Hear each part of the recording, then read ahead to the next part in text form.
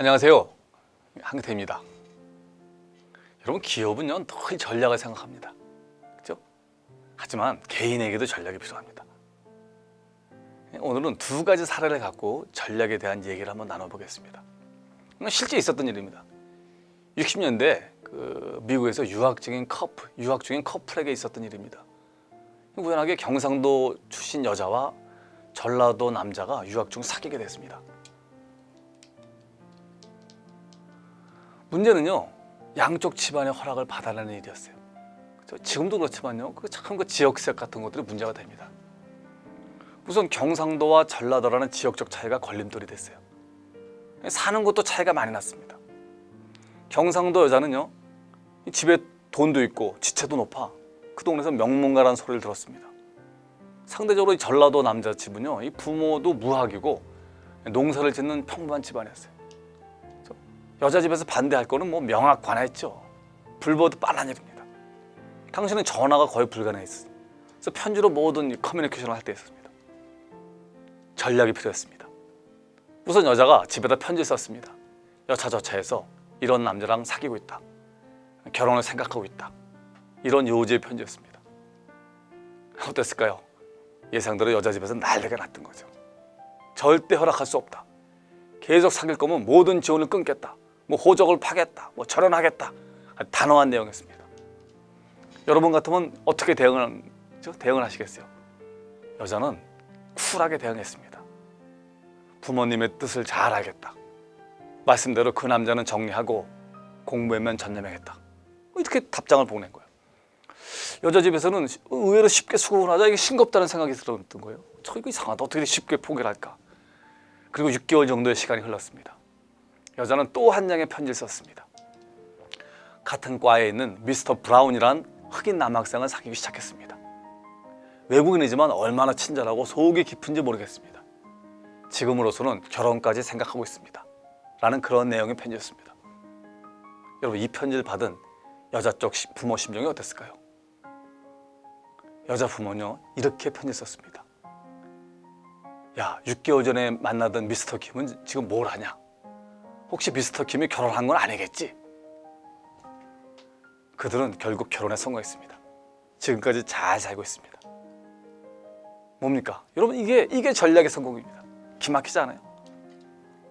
또 하나는요, 미인과 결혼에 성공한 못생긴 제 친구 얘기입니다. 제 친구는 뭐 인물이 그저 그래요. 말솜씨도 별로예요. 별로 매력이 없었던, 그냥 그저 그런 아주 평범한 친구입니다. 근데 어느 날 자기 여자친구를 우리한테 소개했는데요, 완전히 초절정 미녀입니다. 그녀가 들어오는 순간 완전히 모든 하나였습니다. 친구들은 너무 부러웠던 거죠. 저도 그랬어요. 막 질투가 나더라고. 도대체 저렇게 별 볼 일 없는 애한테 어떻게 저런 미녀가 걸려들 수 있을까. 그래서 나중에 이제 그 미인을 보낸 다음에 우리가 막 이제 물어봤죠. 도대체 어떤 전략을 폈길래 저런 미인을 구했냐. 그 친구의 답입니다. 만나는 순간 저 여자다 싶었던 거지. 하지만 자기 주제를 보니 그녀에게 사귀자는 얘기는 차마 이제 할 수가 없었던 거죠. 그래서 내 친구는 대신 일주일에 한 번 전화 통화만 하게 해달라 라고 부탁을 한 거죠. 여자 쪽에서는 뭐 전화 한 통하는 거 그 정도 부탁이야 해서 당연히 들어줬던 거죠. 그래서 매주 수요일 저녁마다 전화를 걸어서 이런저런 얘기를 한 거죠. 물론 이제 만나자는 얘기는 안 한 거예요. 매주 수요일 날마다 전화를 한 거죠. 그렇게 석 달 정도의 시간이 흐른 거죠.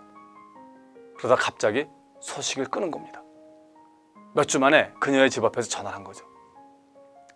집 앞에 와 있는데 한번 만나고 싶다. 이후에는요, 완전히 일사천리였습니다. 나중에 그녀한테 직접 연애 스토리를 들을 기회가 있었습니다. 그녀의 얘기입니다. 처음에는 전혀 호감을 가질 수 없었어요. 아시다시피 인물이 없잖아요.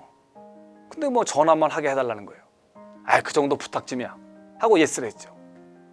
그리고 매주 수요일 날마다 전화로 그냥 뭐 일상사를 얘기를 나눴죠. 그런데 어느 날 갑자기 소식이 없는 거예요.